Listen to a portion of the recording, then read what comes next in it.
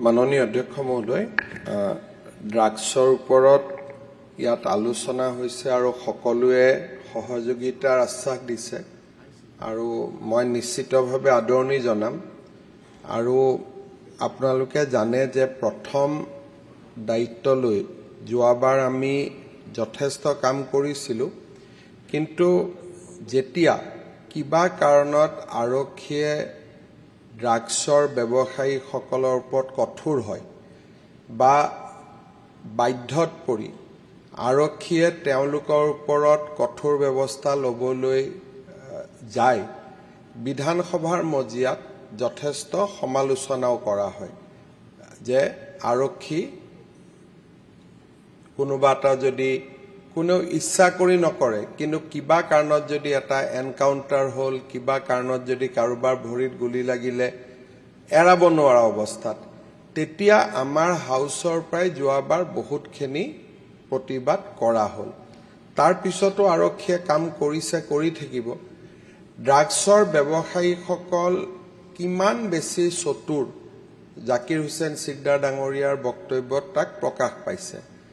আৰু তেওঁলোকৰ হাতত যেতিয়া 10 কেজি যদি হিৰোইন হয়, তাৰ ভেলুৱেশ্যনটোৱে প্ৰায় পাৰ কেজি হিৰোইন 1 কোটি 2 কোটি টকাকৈ।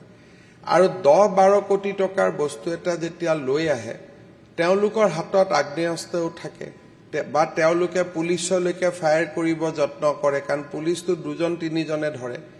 তেতিয়া যদি কিবা কাৰণত পুলিচেও উল্টাই ব্যৱস্থা লয়, যোৱাবাৰ মই দেখিছোঁ যে আমি সুপ্ৰিম কোৰ্ট পৰ্যন্ত যাবলগীয়া হ'ল আৰু যথেষ্ট এটা প্ৰচেছৰ মাজেদি গৈ আমি নিজক প্ৰমাণ কৰিবলগীয়া হ'ল। সেইকাৰণে মই ভাবোঁ যে হাউচে এটা বস্তু, যিসকল আৰক্ষীয়ে কঠোৰ হ'ব কোৱাৰ পিছত মই তেওঁলোকক ক'ব নোৱাৰোঁ যে আপুনি কঠোৰ হ'ব, কিন্তু আপোনালোকক গুলিয়াব খুজিলে আপোনালোকে ৰিয়েকশ্যন নকৰিব, তেনেকুৱাটো হ'ব নোৱাৰে। কয় যে আইনৰ মাজেৰে লওক। আইন কাৰ লগত হয়? যেতিয়া আইনক অপৰাধীজনেও বুজি পায়, আইনক ভয় কৰে। যোনে আইনক ভয় নকৰে, পুলিচকে মাৰিব খোজে, তেতিয়াতো পুলিচেও একশ্যন ল'ব লাগে। সেইকাৰণে মই ভাবোঁ যে যদি কেতিয়াবা পুলিচে দৃঢ় ব্যৱস্থা ল'বলগীয়া হয়, বাধ্যত পৰি, নহ'লেতো আইনৰ থ্ৰুদিয়ে হ'ব সকলো কাম। সদনে যেতিয়া তাক এপ্ৰিচিয়েট কৰে, বুজি পায়, লাগিলে প্ৰত্যেকটো ঘটনা স্ক্ৰুটিনাইজ কৰক যে এওঁ ড্ৰাগছৰ কিমান ডাঙৰ হেণ্ডলাৰ আছিলে, তেওঁৰ হাতত কিমান ড্ৰাগছ পোৱা গৈছিলে, আগত কিমান ড্ৰাগছ আছিলে, এই গোটেই কথাখিনি হাউচৰ পৰা আজিৰ কোঅপাৰেশ্যনটো সদায় থাকিলে তেতিয়াহ'লে পুলিচে যথেষ্ট ভাল কাম কৰিব পাৰিব। কিন্তু আজিৰ কোঅপাৰেশ্যনটো সদায় থাকিব লাগিব, কাৰণ মই যোৱাবাৰ দেখিছোঁ আজি সদনত 2-এজনে কৈছে যে আমাৰ মাইনৰিটি সমাজত এইটো বেছিকৈ সোমাইছে। মই নকওঁ, মই ভাবোঁ যে অকল মাইনৰিটি সমাজত নহয়, মেজৰিটি সমাজতো এইটো সোমাইছে। কিন্তু যেতিয়া কোনোবা এজন অপৰাধীক ধৰা যায়, তেতিয়া আকৌ তেওঁৰ ধৰ্মলৈও সদনত আলোচনা হয় যে এওঁৰ ধৰ্ম কি বা এনেকুৱাই মানুহ নেকি। গতিকে আজিৰ যিটো পজিটিভিটি, সেইটো মেইনটেইন হ'লে তেতিয়াহ'লে আমি যথেষ্ট ভাল কাম কৰিব পাৰোঁ। কিন্তু যেতিয়া প্ৰত্যেক দিনাই পুলিচৰ কাঠগড়াত থিয় কৰা হয়, স্বাভাৱিকভাৱে পুলিচৰ স্পীডটো যদি 100 থাকে 90লৈকে নামি যায়। এই ব্যৱস্থাটো আমি নিশ্চিতভাৱে আমি মনত ৰাখিব লাগিব। আৰু কেন্দ্ৰীয় গৃহমন্ত্ৰী ডাঙৰীয়ায়ো এইবাৰ যথেষ্ট পদক্ষেপ ল'ব খুজিছে ড্ৰাগছৰ ওপৰত। যিটো আজি ইয়াত কোৱা হৈছে যে ড্ৰাগছৰ ব্যৱসায়ীসকলক কোৰ আৰু তেওঁলোকক আমি বেক-এণ্ড আমি কৰোঁ নে নাই, আমি চেইনবিলাক কৰি কৰি গৈ এটা সময়ত চেইনটো ম্যানমাৰ সীমান্তত ৰখি যায়গৈ।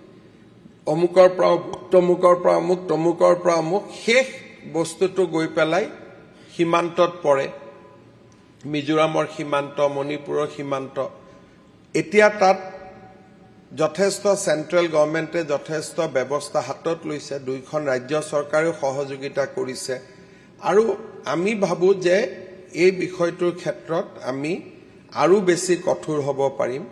কিন্তু লগত আৰু এটাও কথা আছে, যিটো আমি সকলোৱে চকু দিব লাগিব যে ব্যৱসায়ীসকলৰ লগত যিসকল যুৱক ভিক্টিম হ'ল তেওঁলোকক আমি ৰিহেবিলিটেশ্যন কেনেকৈ কৰিব পাৰোঁ। আজি দেখা যায় যে যিবিলাক নিচা মুক্তি কেন্দ্ৰ আছে তেওঁলোকেও বহুতৰ, মই সকলোকে নকওঁ, 2-4জনে তেওঁলোকে নিজে ড্ৰাগছ দিয়া আৰম্ভ কৰি দিয়ে। নিচা মুক্তি কেন্দ্ৰ গৈ পেলাই আকৌ ড্ৰাগছ খোৱাৰে এটা কেন্দ্ৰ হৈ পৰে। গতিকে এই দিশতো আমি ভাল ভাল NGOক আমি আহ্বান জনাম যে আপোনালোকে ৰিহেবিলিটেশ্যন চেণ্টাৰৰ কাৰণে আগবাঢ়ি আহক, চৰকাৰে আৰ্থিক সহায় কৰিব। আমি এটা স্কিমো আনিম যে চৰকাৰে কেনেকৈ সহায় কৰিব পাৰে। কিন্তু বৰ্তমানৰ বহুত নিচামুক্তি কেন্দ্ৰতে এনেধৰণৰ ঘটনা সংঘটিত হোৱাৰ অভিযোগ আমি সময়ে সময়ে পাই থাকোঁ বা বাতৰি কাকততো ওলায়। সেইবাবে মই এটাই অনুৰোধ কৰিম যে আমি যিজনে ব্যৱসায় কৰে তেওঁৰ বিৰুদ্ধে আমি কঠোৰ হ'ম আৰু ভিক্টিমসকলক ৰিহেবিলেট কৰাৰ কাৰণেও চেষ্টা কৰিম। আৰু ড্ৰাগছৰ ক্ষেত্ৰত যদি আমি কঠোৰ হওঁ, অকল ড্ৰাগছ নিয়ন্ত্ৰণে নহয়, সৰু সুৰা বহুত অপৰাধ নিয়ন্ত্ৰণ হয়। চেইন ষ্টিচিং, মানুহৰ ৰাতি টকা পইচা জোৰ কৰি লোৱা, ঘৰত যিটো পাৰিবাৰিক অত্যাচাৰ আৰম্ভ হয়, এই গোটেইবিলাক আৰু বিষয়টো যথেষ্ট চিন্তনীয় আৰু আমি সকলোৱে ঐক্যবদ্ধভাৱে এই দিশত কাম কৰিব লাগিব। মই বিধানসভাৰ সহযোগিতা নিশ্চিতভাৱে কামনা কৰিম।